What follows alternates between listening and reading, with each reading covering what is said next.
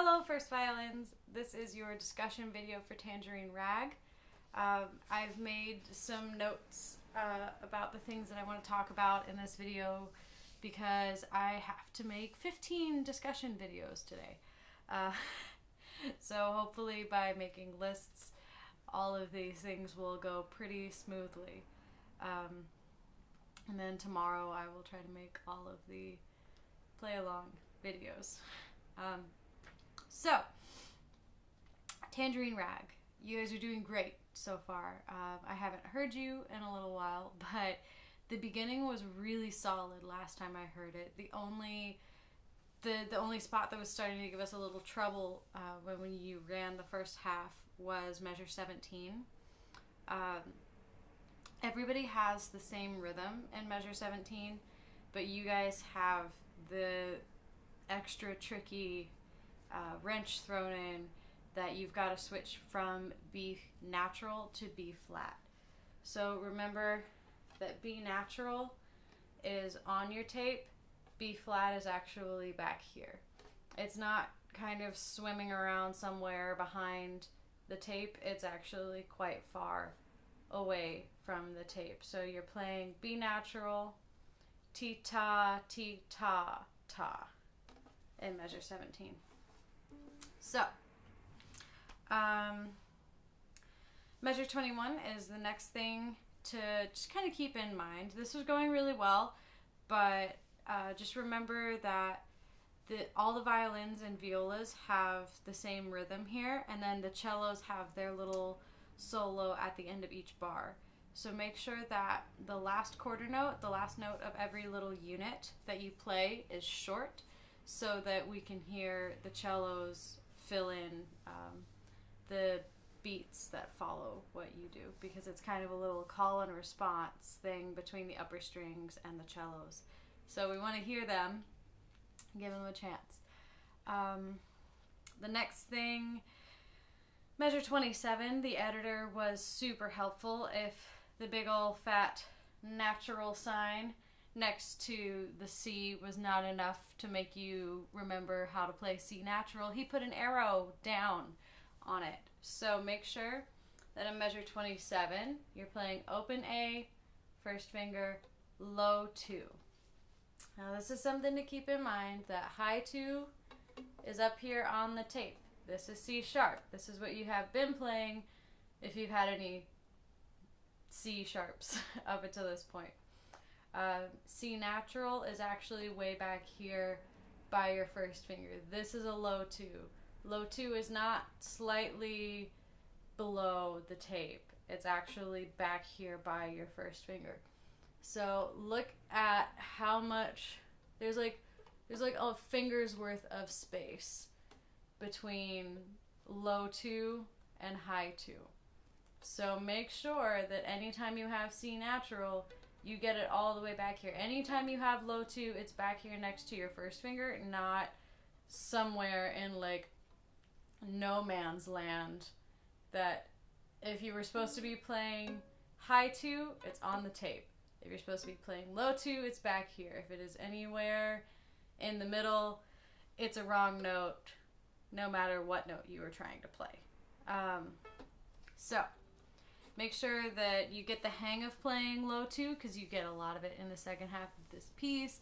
And there's probably even some in Sahara Crossing and English folk song as well.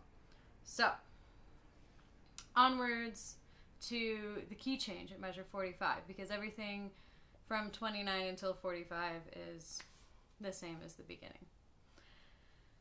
You see in measure 45, the end of measure 44 is this double bar, right? It looks like that's what happens at the end of the piece.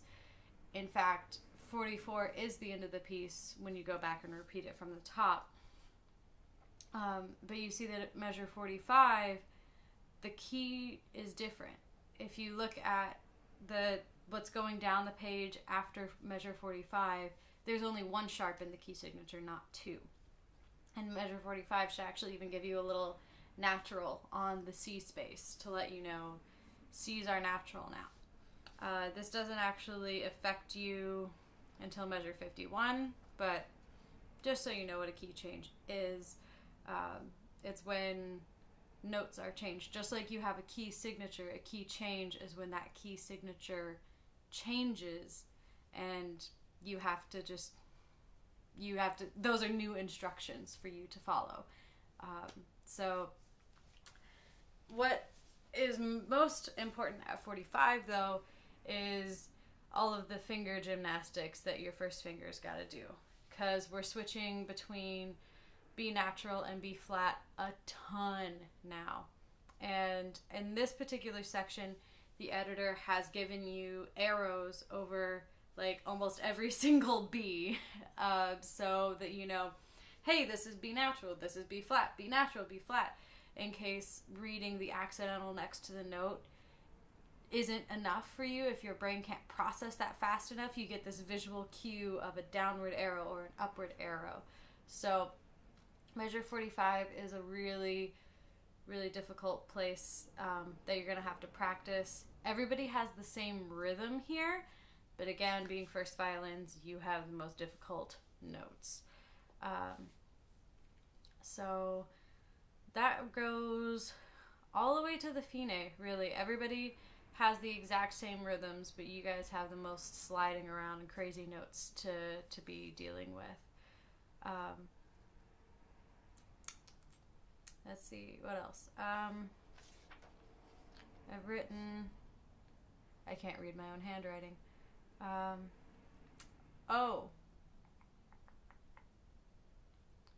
Let's see here. Measure 51. Haha, now I'm putting my notes back together.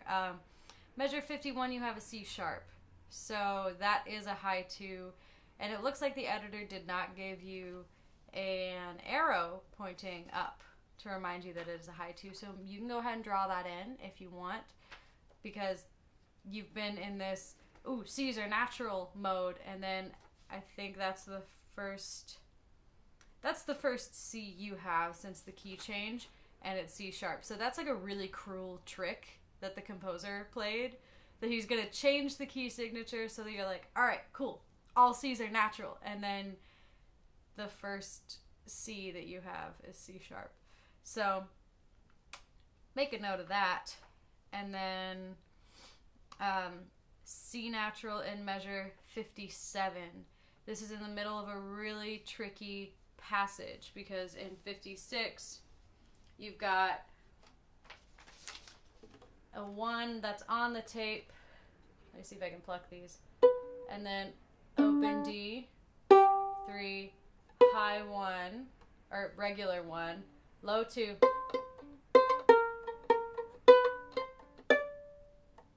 So in 56, the 4th beat is first finger on the tape, then you've got a low 2, and 57, T, ta, T, low 1, ta, ta, T, T, ta. It's kind of crazy.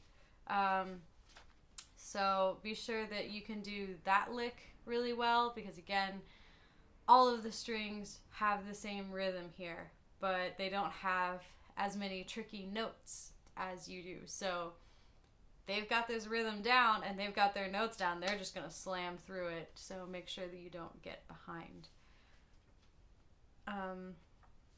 Mr. Hughes may have talked about this in class, but DC al fine means da capo, al fine da capo, until the fine, to the head until the finish, roughly, sort of. So at measure 60, when you finish playing measure 60, also be careful of your counting there at the end. There's a bunch of rests, and everybody's got the same rests, so don't be that kid that steps in the rest, that plays in the rest, because this is a prime spot. 59 and 60, it's a prime spot to be making counting mistakes and playing little unintentional solos. So make sure you count carefully. So da capo, back to the head, back to the beginning. The key has changed back to what it was, back to D major, because when you go back to the beginning of a piece, you play it exactly the same way that you did the first time around, key signature and all, unless you made mistakes, in which case correct those mistakes the second time through. and play everything correctly. Which hopefully you did that the first time, but we all make mistakes, and that's fine. So it's really nice when composers give you the opportunity to go back and play something again. So that's basically all you need to watch out for in Tangerine Rag. I'm going to be posting links to the play-along videos for slow tempo and performance tempo videos, and then I'm also going to give you links to the Violin 2 slow practice and the Viola slow practice play-along videos, so that you can practice your part with somebody else's part to see how you guys fit together.